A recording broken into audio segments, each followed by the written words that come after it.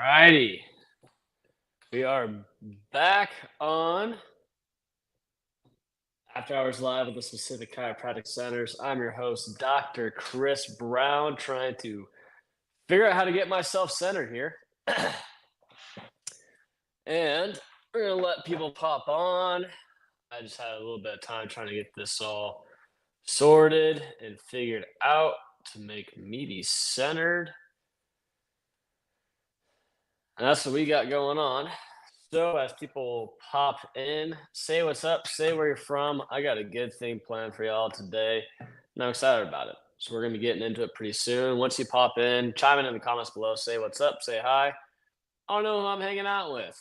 Give me a little peep. Where are we from? Who's out there right now?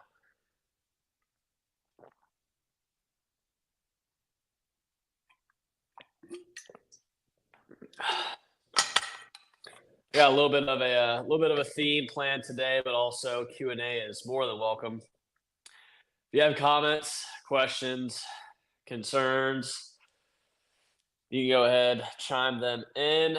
What's going on, Terry? Coming in from North Little Rock. What is up? Good to see you.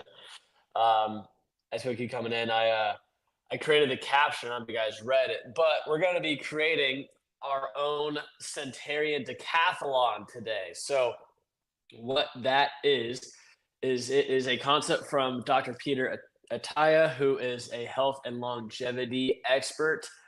He's a former MD that has kind of gone, not kind of, extremely gone very preventative type medicine. His book called Outlive is a game changer. The Science and Art of Longevity by Peter Attia. He is also featured on Chris Hemsworth show called Limitless on Disney Plus. If you have not heard of this doctor, you have to check him out. He is absolutely incredible in putting content out that is likely going to change the name of the game for health for people who are in their 30s to 50s, and even also people in their 60s, 70s, and 80s. The biggest thing that I'm getting out of this book is how impactful exercise is. Now, really, I mean, the main pieces that he's covering in his back section are exercise, nutrition, sleep, mental health, and also supplementation.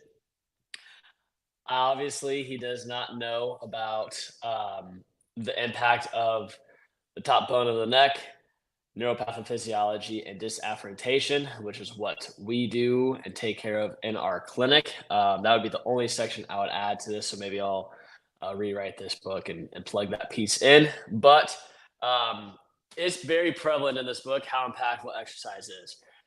And he had a stat that was astonishing to me where 77% of Americans do not exercise.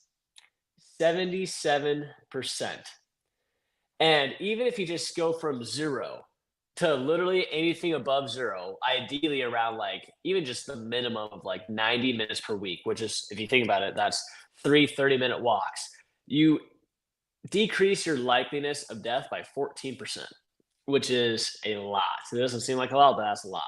If you think about 77%, that is over 3 out of 4 people just don't exercise. Not at all.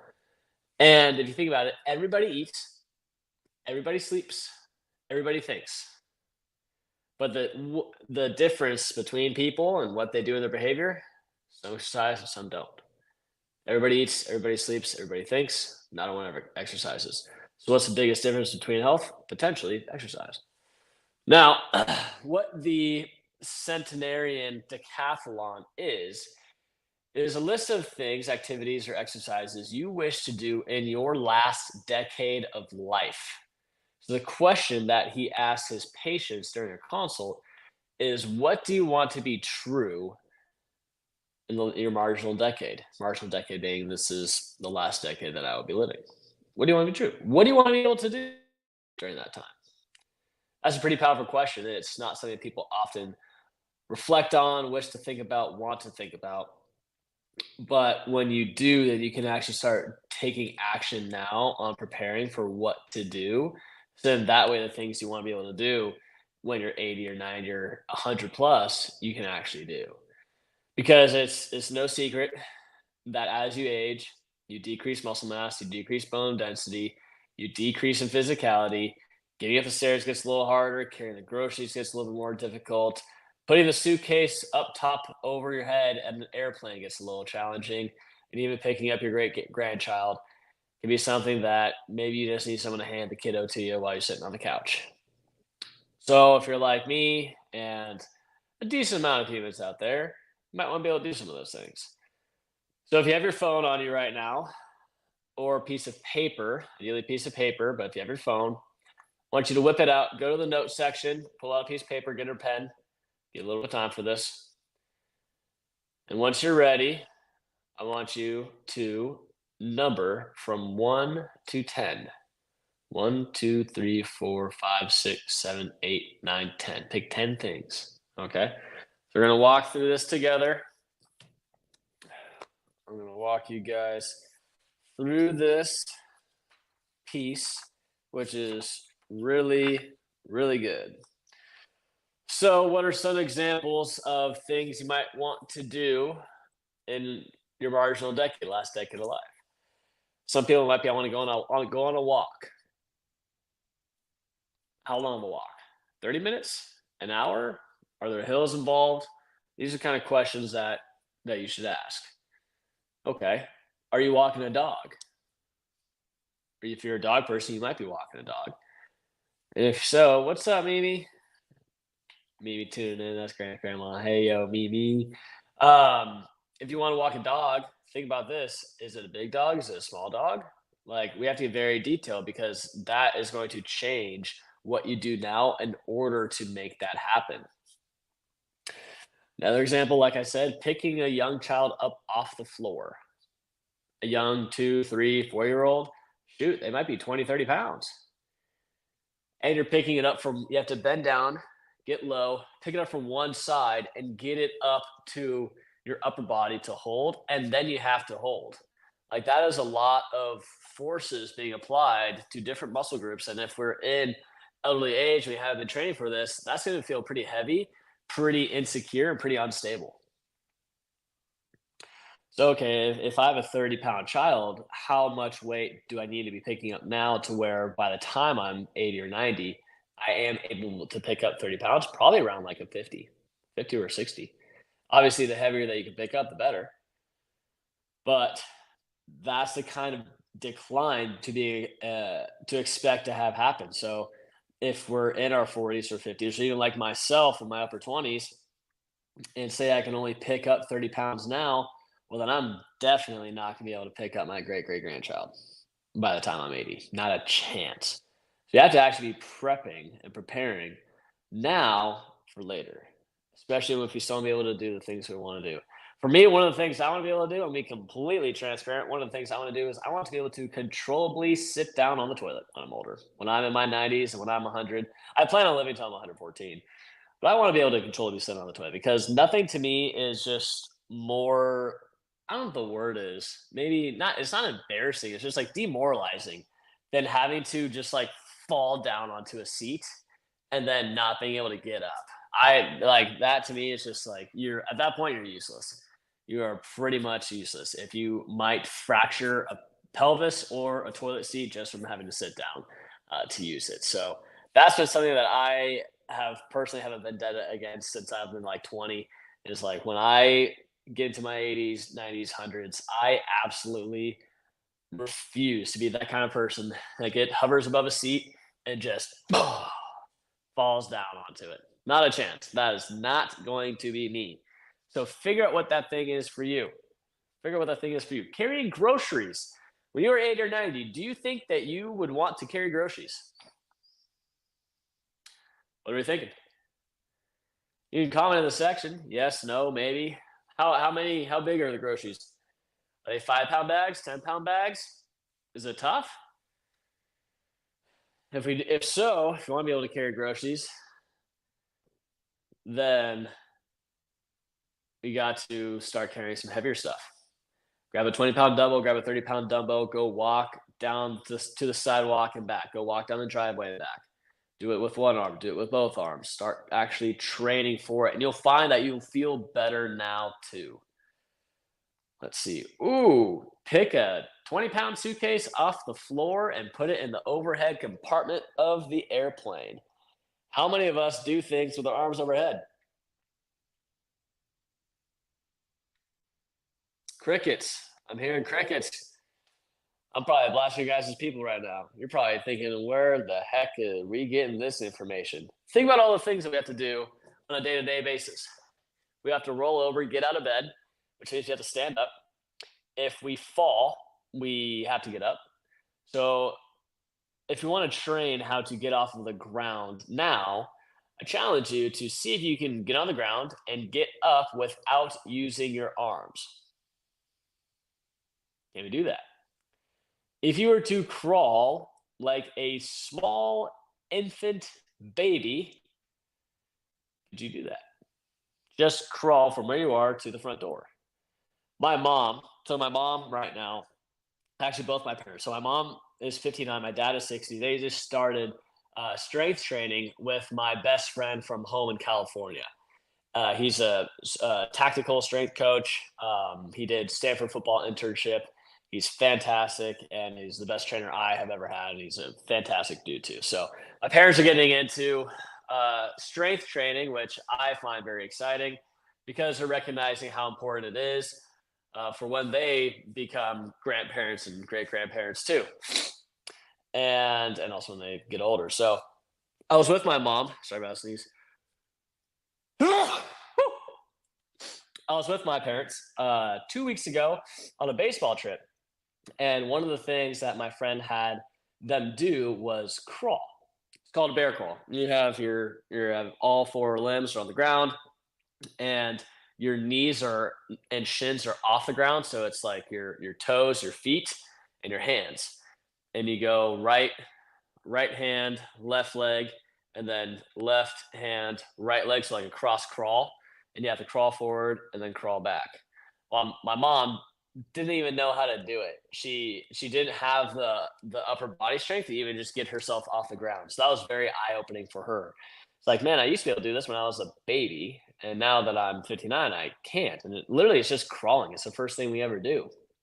But such a good core exercise to be able to do, and to also get familiar with the floor again, because we spend so much of our time elevated away from the floor, whether we are standing, sitting in a chair like I am now, sitting on the couch, or being in bed. We are rarely on the floor.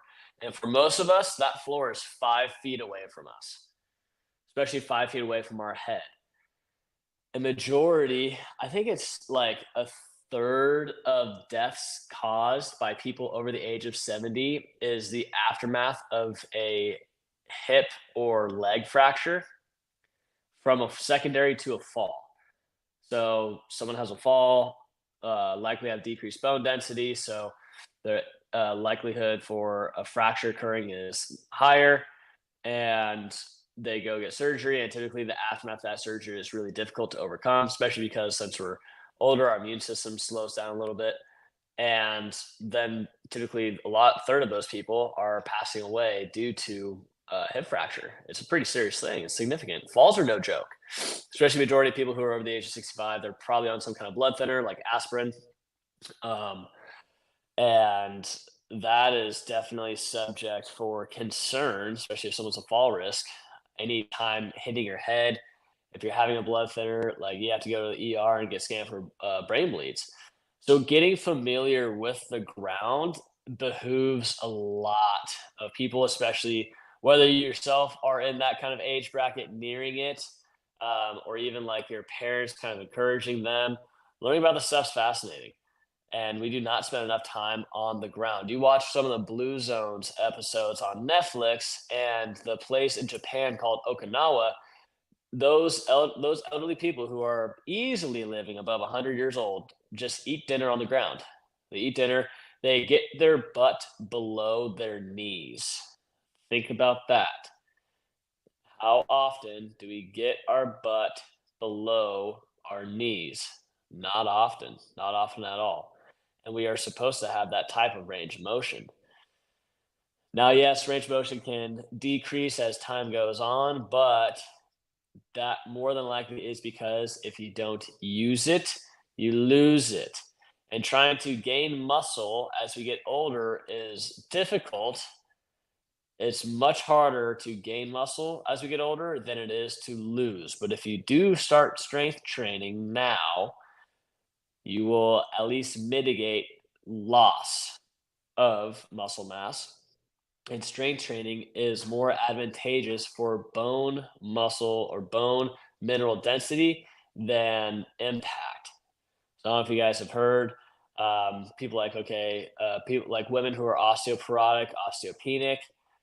What they'll do is the doctors will recommend some kind of impact exercise like running over cycling and swimming, because cycling you're not having the impact, swimming you're not having the impact. The impact of your feet hitting the ground, that sends forces up through your body, and the body will respond by laying down more bone. So that is why doctors will recommend some kind of impact exercise like jump rope or running to for women or men who are osteoporotic to be able to incorporate that. In addition, what is actually more strategic and advantageous is strength training. So the weight, the increase in weight load on the muscles will also stimulate the laying down of increased bone, which will also help mitigate bone mineral density loss. Here's one. This is in the book, from the book. One of the tasks that some people might want to do: have sex when you're 90. Shoot, that's crazy. But that's something that people typically almost never consider. Never even consider that to be a reality. But this doc is saying that could be an option. Well, then it's like, what the heck do you have to do for that? You don't realize that a lot of the food that we eat, and also the lack of exercise that is being done in America today, significantly decreases the amount of blood flow that of vasculature that's going through our body, which is how men are able to get erections. So that would be pretty crazy if you're able to do that. Another one of his examples is balancing on a leg for 30 seconds with your eyes open. And if you want to challenge yourself, do it with your eyes closed. What are some other ones? These are just examples. Climb 4 flights of stairs in 3 minutes. Oh, we can do that easy. That's fine. Open a jar. That's a good one. That takes grip strength, forearm strength to be able to do that. Do 30 consecutive jump rope skips. Swim a half mile in 20 minutes. That's tough. That's hard even right now. The most that I've swam for a time is like a 500 in 10 minutes, and that is quite exhausting. So a half mile, which is around 820 minutes when you're in your last decade of life. If you do that, you are a stud. You are an absolute stud machine. Walk with a 30-pound dumbbell in each hand for 1 minute. Wow. Oh wait, this is Peter Attia's version. Okay, this is what he wants to do when he's in his last decade of life. I was gonna say this is tough. I can, as an 80-year-old carrying a 30-pound dumbbell in each hand for 1 minute. That is not easy. So this is what the doctor hopes people to do in his last decade of life. Swim a half mile in 20 minutes. That's tough. Walk with a 30-pound dumbbell in each hand for 1 minute. That's tough. Jaw back and fire a 50-pound compound bow. Wow. Do 5 pull-ups. Climb 90 steps in 2 minutes, which is a VO2 max of 32. Typically, we want to be around 30, and majority of us are not there. Dead hang for 1 minute, so that's hanging from a bar and just holding. Drive a race car within 5 to 8% of the pace I could do so today. I will not be driving race cars, and I doubt you will either. Hike with a 20-pound backpack for an hour. It's basically a ruck. That's tough. Carry my own luggage. That would be something I would be wanting to do. Walk up a steep hill. So the main takeaway I want you all to have for this is to come up with your own 10 or 20 or 30, whatever. Just think of the things that you genuinely want to be able to do 5, 3, 2, whatever decades down the line, and then reverse engineer to where you are now and think, okay, how much weight, resistance, what do I need to be able to do now to where I can predict that I'll be able to do that then, just based off of predicting rates of decline as we age. So if I wanted to, um, let's see, if I wanted to walk up a steep hill right now, I would probably want to be able to run um, up a couple steep hills now, or maybe run a fairly quick mile, like a sub 7 mile. Be able to do that now kind of consistently. Maybe be able to run a couple miles at that pace to be able to manage walking up a steep hill by the time I'm 80, 90, 100. That's how significant it is. Like as we age, we lose over 10% per decade, I believe. And so we have to be fairly fit now if we want to be able to have those things become a reality. And that takes work. It takes work, it takes dedication. See a lot of people training for marathons, training for triathlons, training for big weightlifting events and stuff. But one thing that this doctor is has a really cool approach with is he's training for life. He's training for that last decade of life where he can actually can still do the things he wants to do all the way up to the day that he passes. It is, yeah, 10% per decade and about 15% per decade after the age of 50. So if you have an average VO2 max right now, an average strength right now, within 2 decades, it'll be way lower, way lower. So it behooves you and your family to start now, to start ramping it up now, to create a plan now, a system of an attack that you would enjoy tackling. So that way, by the time you get to where age is a factor, it won't be for you. Stuff's powerful. Stuff's powerful. It's powerful to think like this. It's powerful to think about what it is you might want to be able to do in that last decade. It'd be awesome to hear what some of y'all thought of. I mean, I don't know if anyone actually did the exercise of listing out 10 things. You might not have even pulled out the notes or pulled out the paper, but it's a really good exercise. I'm actually going to do it tomorrow in a video and figure out which 10 things I want um, to be able to do. And number one is comfortably sitting on the toilet for sure. That is absolutely. I want to controllably sit down on the toilet. Like if I can do that, I'll be at the top of the world when I'm 90 and 100. Absolutely, for sure. That's probably carry my own groceries, um, walk up a hill, play with my grandkids, great grandkids, um, doing something overhead, like putting like a luggage overhead or maybe a protein bucket overhead. Um, what else do I want to be able to do? I think swimming would be pretty cool. I can still swim at a decent pace.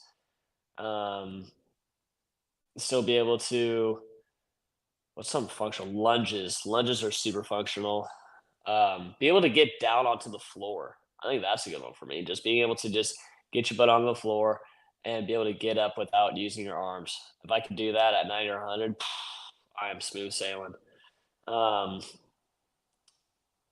and then definitely having aerobic capacity. Like I want to be able to go upstairs. Like if I were to go to the Duomo in Florence and go up that, that's 400 something stairs.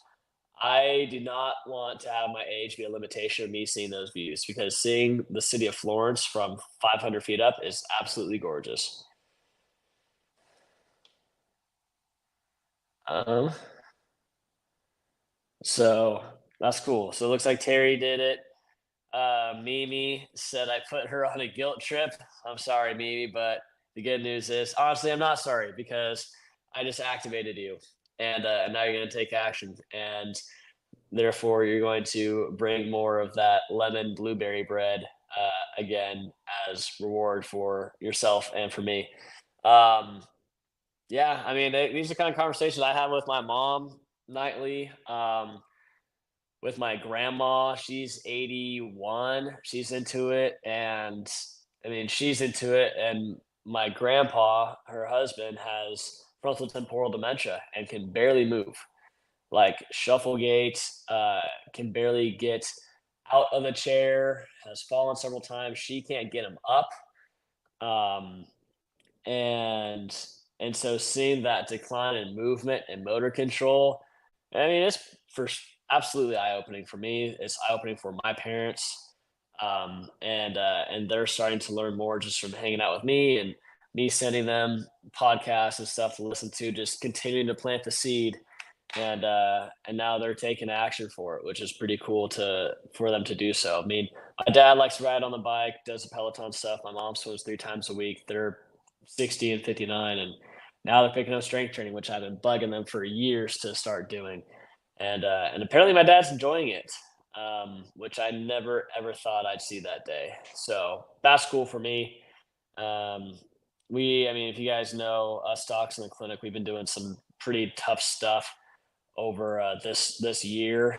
We're all in the same program. So Grant started that, and then Cam. That's how Cam blew out his Achilles, and then me, and we do pretty good in it, which is pretty nuts to say because it's no joke. Some of the toughest stuff I've ever done. Um, and last month we had to run a 5K with dumbbells. Stupid. Like just stuff like that. I mean, it's good though because it shows where limits are, and it's preparing me for when I'm 50, 60, 70, and I'm going to look back and be like, yeah, I did that stuff. So that's pretty cool. I'm going to wrap this up so I can go to bed soon. Pretty dang tired. And that's what we got. Today, we do not have a giveaway. We don't have a giveaway. We came back from Nashville Sunday night, and just been hitting the clinic and doing all the things and doing some behind the scenes stuff. So um, Grant and Cam, they're at church right now, and we had like they were like, "Hey, can you do this?" And I was like, "Yeah, I can get it done." So I appreciate you guys showing up. Appreciate you showing up, and at the end, I hope this was a beneficial time, 30 minutes for you all, and I hope that you got something out of this and that you did the exercise. And now it's time to plan a course of action. If you need help creating that course of action, do not hesitate to reach out. Do not hesitate to reach out. I can absolutely help with a program and also can help with seeing where you want to be, seeing where you're at, and how to work now to build yourself up to then get into a maintenance mode. So then that way we can kind of mitigate the decline that age will have on all of us. So, any takeaways before I sign off? Anything y'all got for me? There's a few people still on. Any questions, comments, concerns, takeaways? If not, I will be clicking end stream. I hope this was good for you guys. I thought it was necessary, and I hope you guys got something out of it. So, friends, family, thank you for tuning in. Dr. Chris is out. See ya.